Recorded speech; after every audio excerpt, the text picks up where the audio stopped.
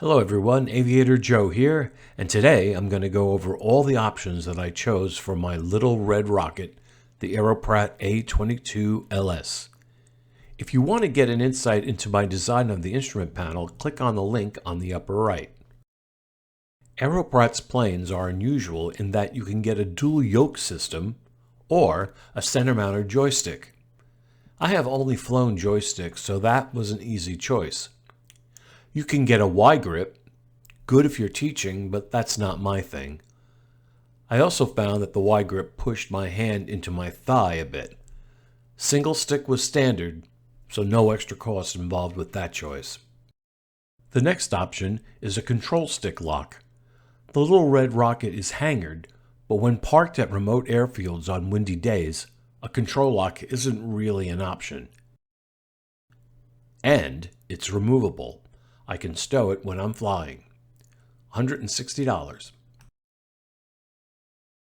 Defroster fans. For 20 bucks, why not? I fly in the dead of winter, so this was an easy call. In addition to defrosting, they also help circulate the heated air in the cabin. Cockpit heat is another required quote-unquote option in my book. Unlike most small planes that extract heat from the exhaust system, the A-22 steals its heat from a box that covers the center third of the radiator, and that works much better. Additionally, while any air connection to the busy side of a firewall can be dangerous, getting air piped in from the exhaust area is asking for it, in my humble opinion. I typically fly with an undershirt and a medium-weight long-sleeve shirt in the winter, and I have yet to pull the heat control past 1/2, and that was only for a few minutes. Worth every tin nickel of the $360 I paid for it. Here we have the non-standard dashboard. I paid $240 more for less panel space. Well, I would have had a hell of a time squeezing in without these cutouts, so not really an option. If you want a more finished look on the interior, the headliner option covers the bare aluminum with the same type of plastic that is used in the rest of the plane. It presents a more finished look in my humble opinion, but it does set you back $420. I also added this back section, which acts as a warmth partition. Again, looks were a factor, and obviously keeping heated air from escaping into the luggage and tail compartments is a good idea. I probably will take this off except during the winter months, mostly to allow better access to the baggage compartment during flight. This option also cost me $420. The A-22LS comes with manual trim standard. Unfortunately, it is set in the center console. If one is flying with the yoke version, it works great. With the stick, however, I had to move my left hand across my lap and reach down to adjust trim. I hated it. The electric trim is a little slow, but I got used to anticipating my trim needs, so that's not an issue. The stock electric trim option uses a rocker switch on the panel, and I knew that that was not something I wanted to be reaching for during climbs and descents. So I got trim up and down switches installed in the grip. The electric trim and its indicator was under $600, and the Ray Allen grip was $240.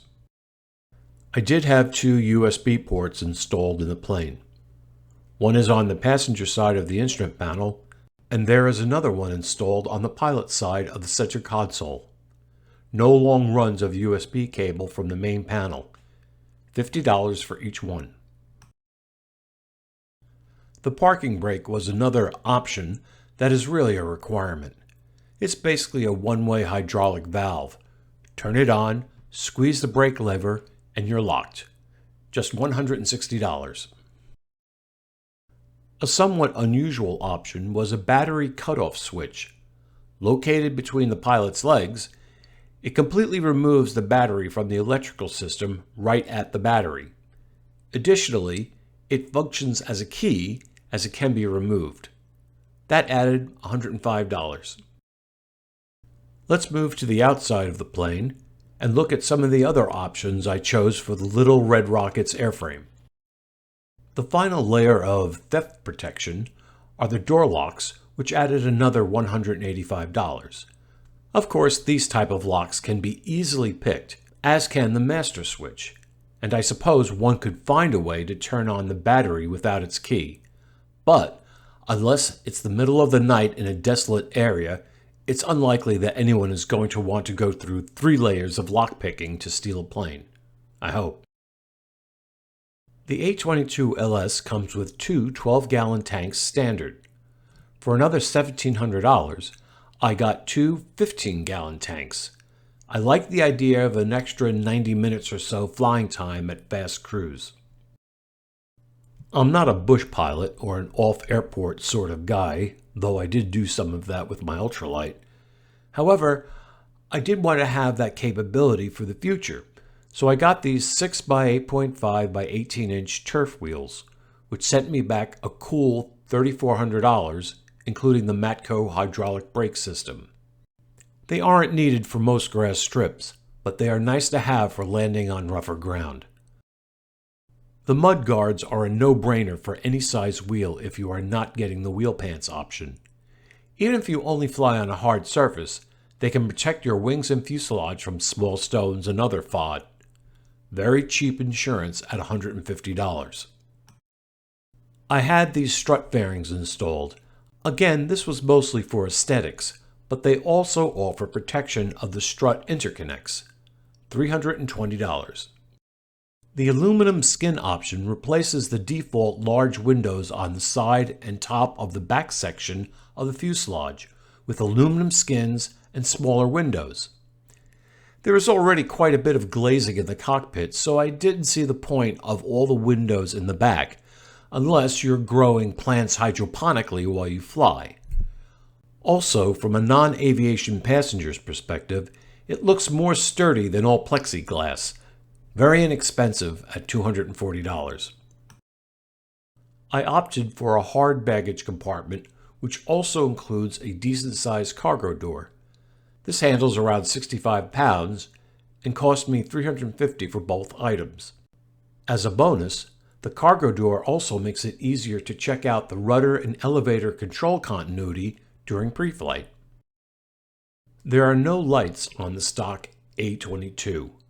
One option is a single landing light in the cowl. I really didn't want this, but I knew that I wouldn't like the look of having the molding for the light there, just covered up with a fiberglass panel. It was only $160, however. You can also get a single wing light, but with 2, you can also get a wigwag circuit that alternates the wing lights. This really helps increase your visibility to other traffic. The 2 wing lights were $750, and the wigwag circuit was almost $200. Wing strobes and navigation lights were also not included, but I hardly consider them optional. They were $750 for the set. Now here comes the big one, the always controversial parachute safety system. Mine is a Magnum 601 S-LSA. I am not going to get into the only lousy pilots buy parachutes debate. I paid a financial penalty of $4,800 and a weight penalty of about 40 pounds, but I gained the ultimate get-out-of-jail-free card in case I completely run out of options. It also adds an additional level of comfort to non-pilot passengers. Finally, I got a cabin cover for protection. It was $400. I hangar my plane, but there will be times when I may have to leave the plane outside overnight, and I'd rather have that cover on than expose all that beautiful plexiglass to the elements. And I find that using the cover in the hangar reduces the amount of dust on the windows that I have to clean off before a flight. So that covers all the options that I chose for the little red rocket. Hopefully this was interesting and helpful if you're considering an Aeroprakt.